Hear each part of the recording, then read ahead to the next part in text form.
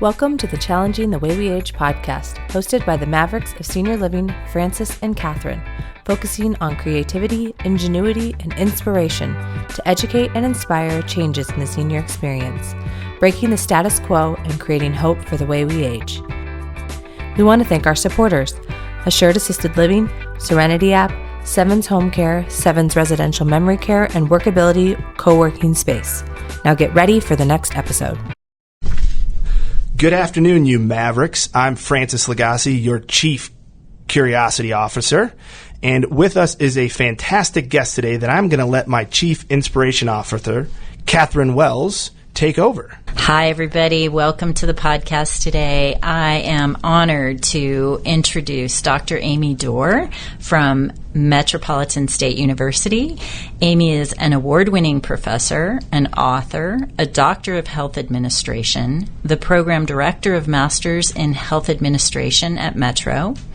And I met Amy in June at a presentation that she gave at a senior coalition meeting here in Denver.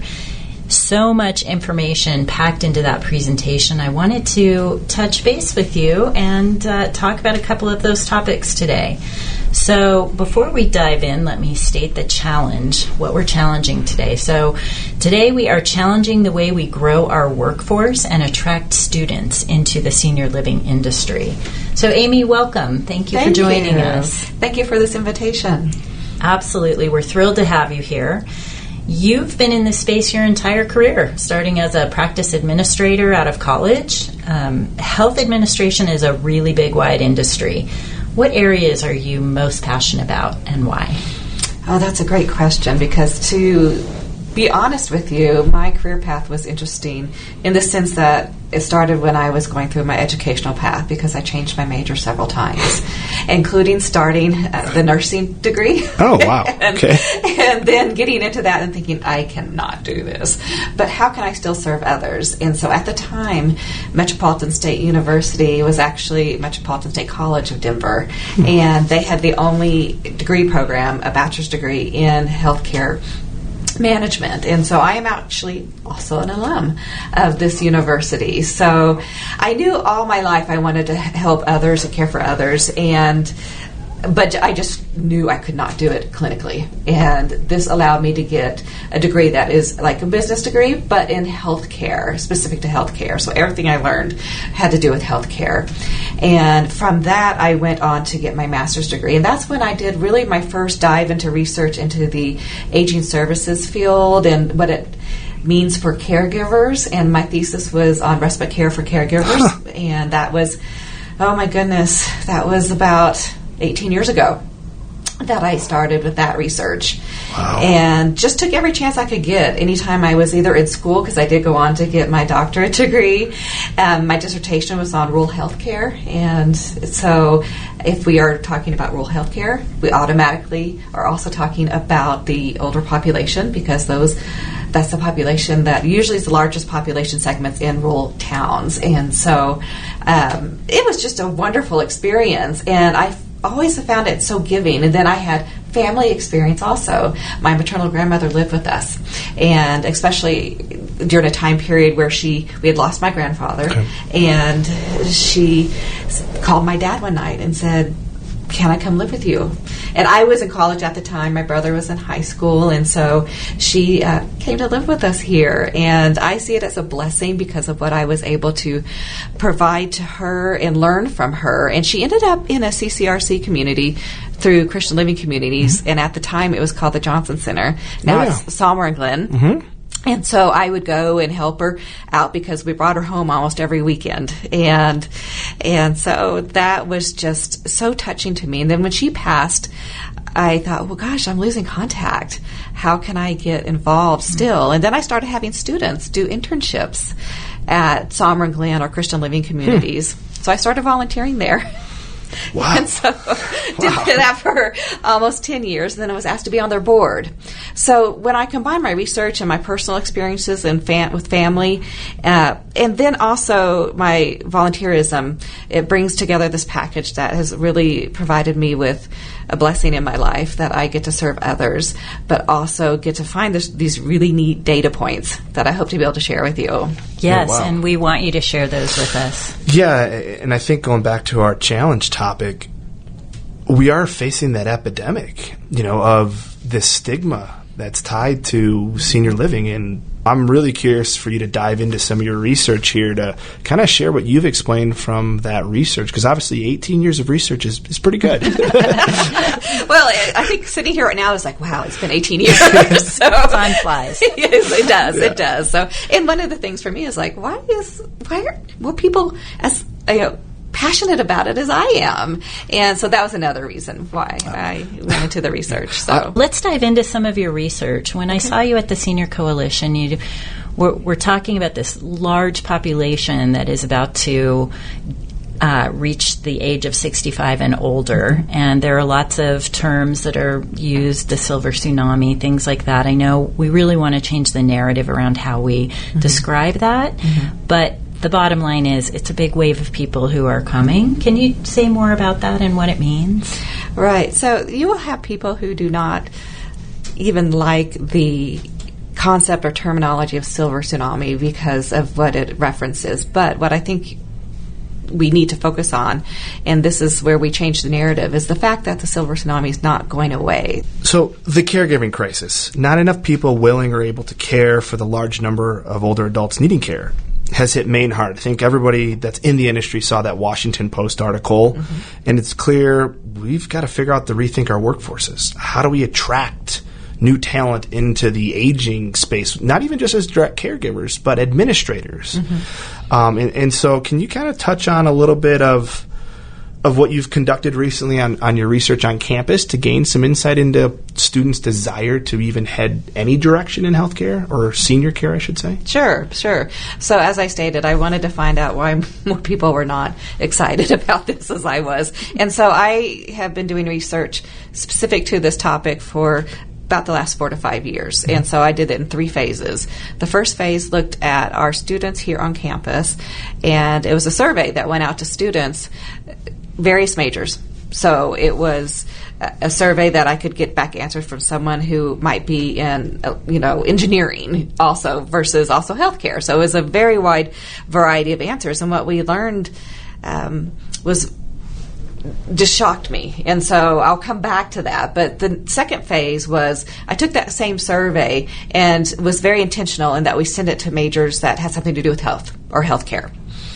And then my third phase was during my sabbatical, which was this time last year, and I was able to interview executive directors and frontline staff at CCRCs throughout Colorado.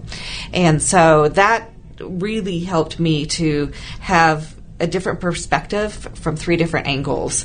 And so the first survey that I did, what I found out was, and this was the survey that they went out to all of our majors in a random number that we picked, and when we got the information back, they did not even know how to define the industry. They did not know what it meant. Well, wow. Exactly. And so, and some of it could maybe be the terminology that was used, whether we use gerontology or we use the word aging services. We had someone respond thinking that we were talking about old buildings. If I said the aging services industry or aging services field.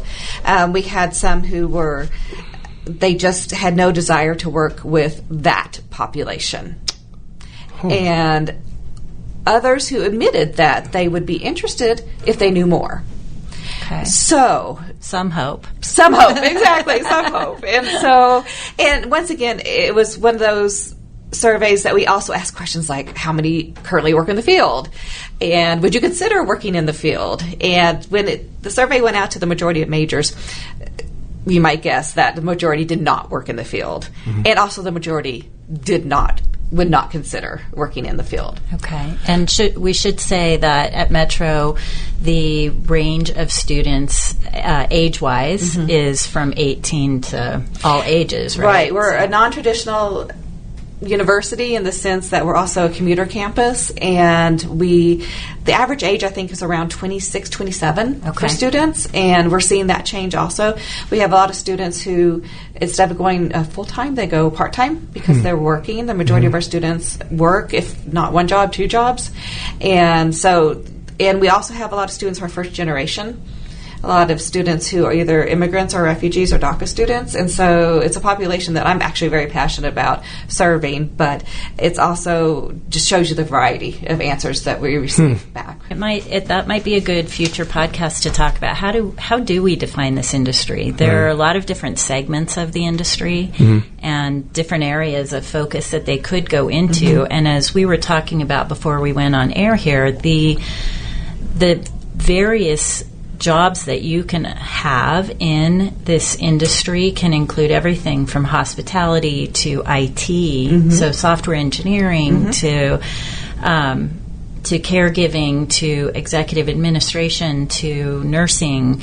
And I'm sure there are many more. Well, probably construction, right? And development. Yes, and architecture. Right? Architecture. The real estate side, Yes, exactly. So I took what I learned from the first phase of the survey, and one of the comments I remember reading, and this is why it's like I have to go on further with this research, was they said they were not interested because older people are very hit or miss in terms of cooperation and mood. Yes. I resemble that remark. I was like, well, that was me yesterday. So, but don't we all have those days? Called being human. Yeah, exactly. So, phase 2 of my survey were the same questions, but I sent it out to majors who intentionally had some connection to health or healthcare, and so I wanted to see was it better? Did we learn more? Do I get more positive answers back?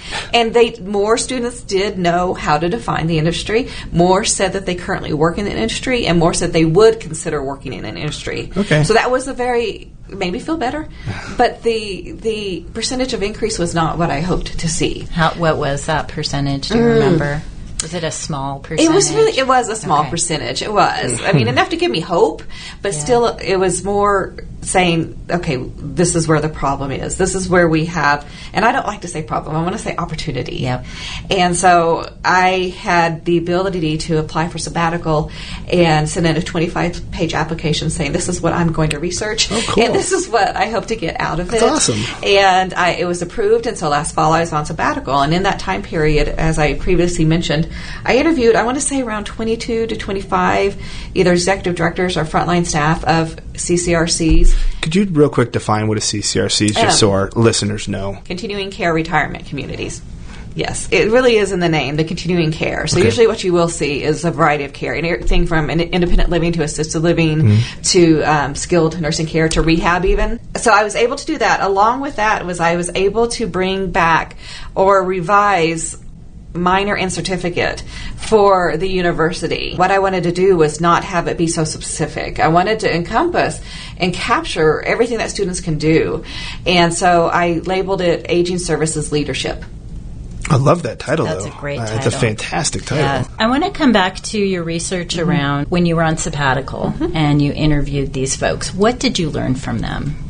So when I did the interviews, what I focused on was workforce development. Like, what were their biggest struggles? If we're looking at helping our executive directors and the C-suite and the frontline staff, what are they struggling with the most? And so what I found from that is that it is the top two areas that they were needing to hire were for CNAs and for dining services. But the other battle was pay. It's like we've always wished and wanted is to be able to offer higher pay in these areas, and pay helps with retention, obviously. We have to have a pay that will be able to manage and afford employees the cost of living to even be able to survive, especially here in Colorado. So that is a main struggle. And then looking at ways that can reward employees, too, that will help them feel like it's like that psychological ownership over your own job, that you are, in fact, giving back, and you have ownership in what your job looks like, and that alone, so between pay and the other benefits that you can provide to your employees, whether they are the vacation or the PTO benefits, but also the benefits are maybe more intangible, is something that we really dug into. When you go back to cost of living, was it the housing cost that seems to be the driving factor of how much housing costs in Denver right now? That is a huge factor. So you would see a lot of the employees or associates who have to live far out of or far away from their job in order to live here in Colorado. And then that brings up the other topic of transportation.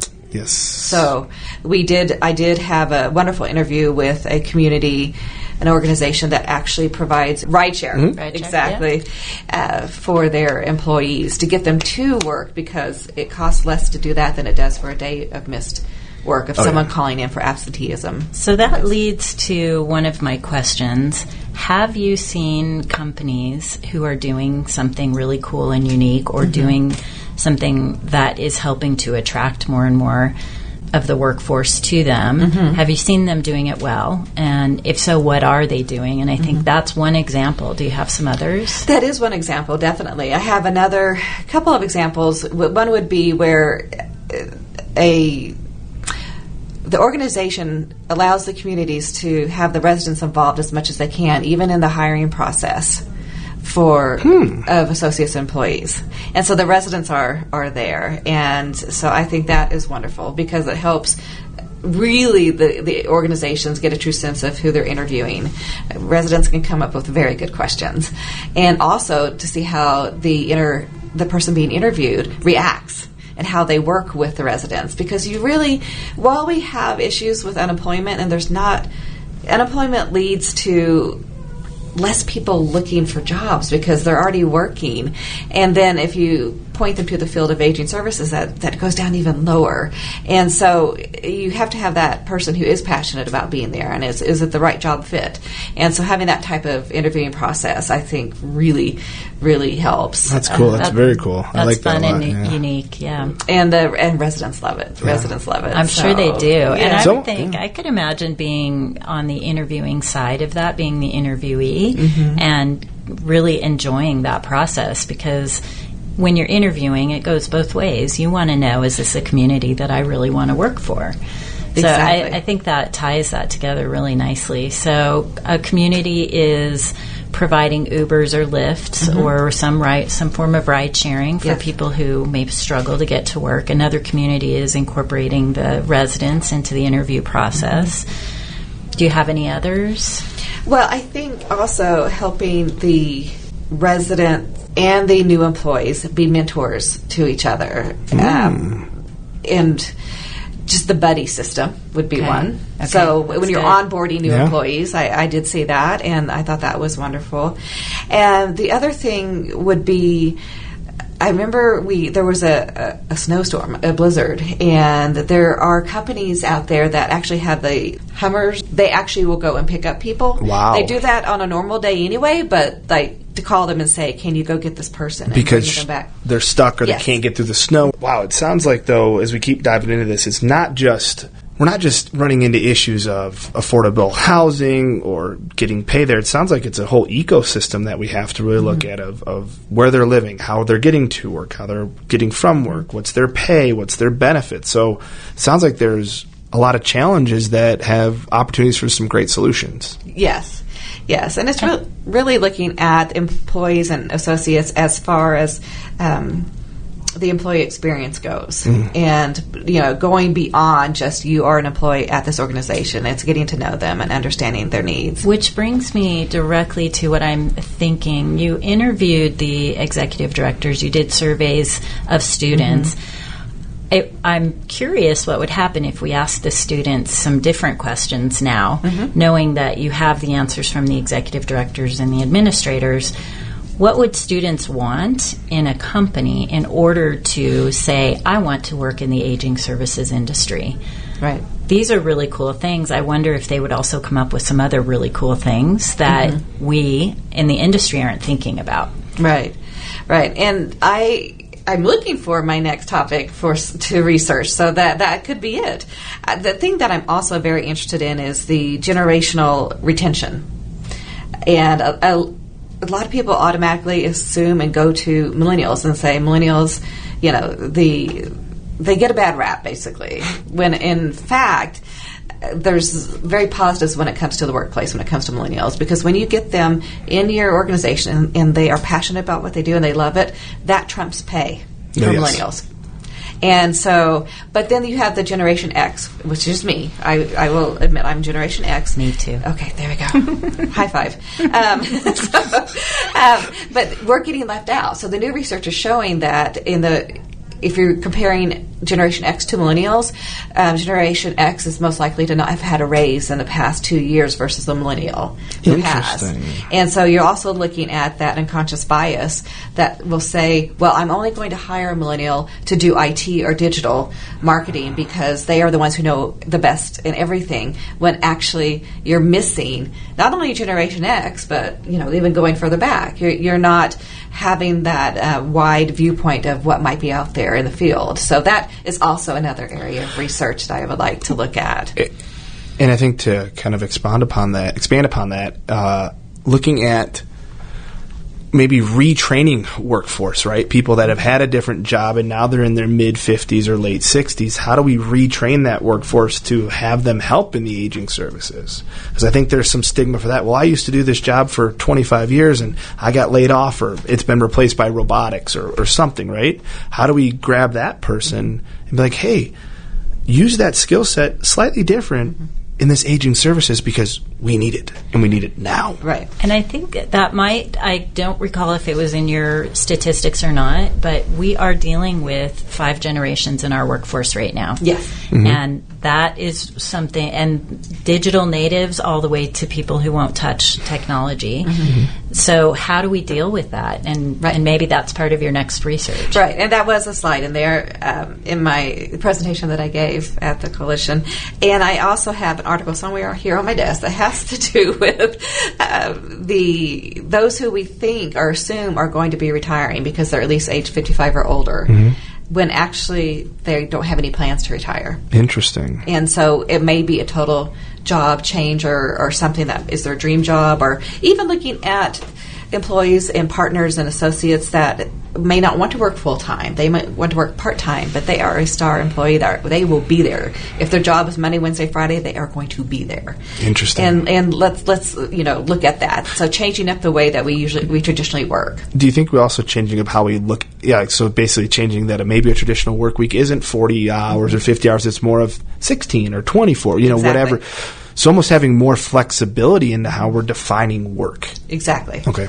Exactly. So I think that's something to look at. So I'm just in my brain already. I'm thinking, okay, this is my next research project. That's really great. I know really cool. There are some communities out there that are doing some really unique things with housing and having staff be able to live on premise.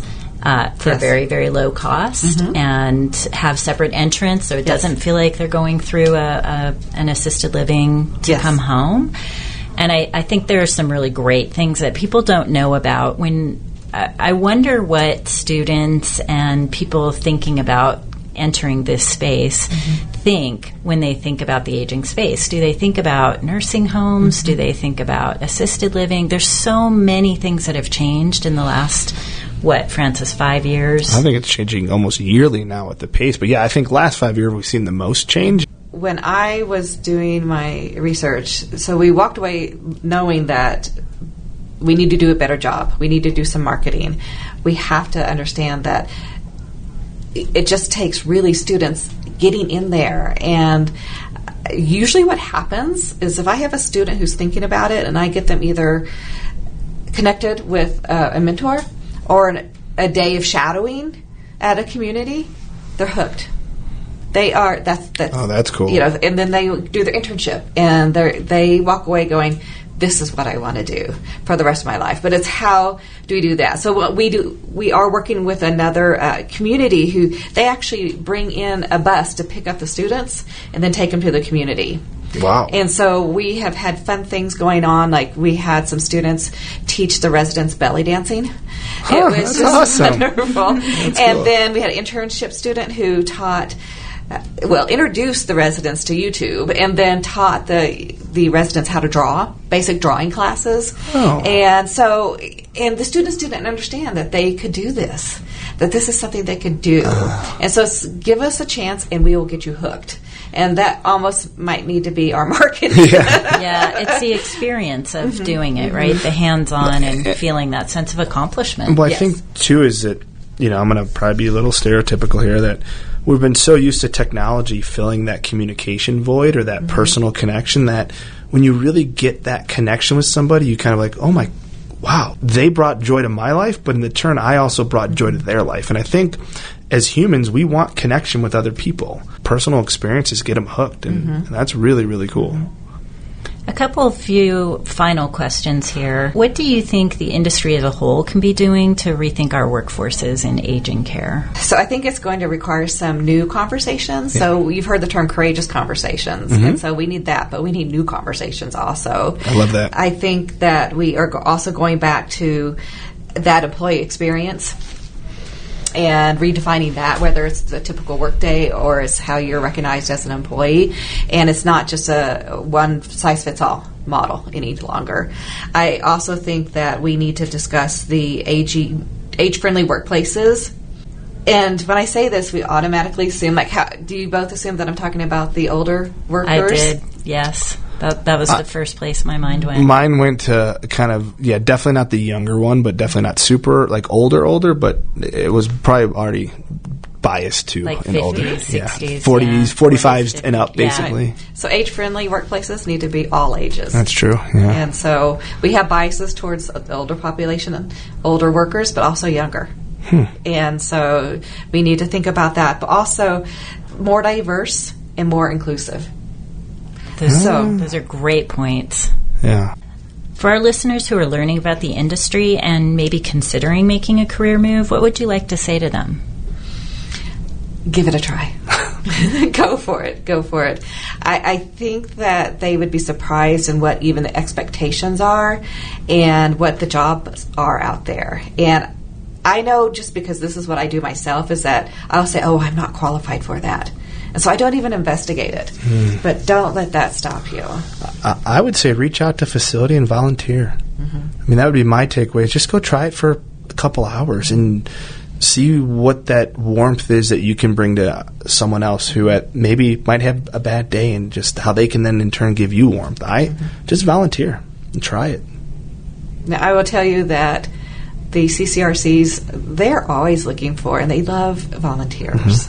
And they really couldn't do it without volunteers. Remember, if we go back, if we're making full circle, that's how I got started. Yeah, that's true. That's a good point. Yeah, that's right. Well, that's a good place to end it. Amy, thank you so much for your time today. We appreciate you. Thank you. Yes, thank you. We appreciate the research you're doing and the work you're doing in this area. And we look forward to speaking with you again in the future podcasts. Yes, I would love that. Thank you.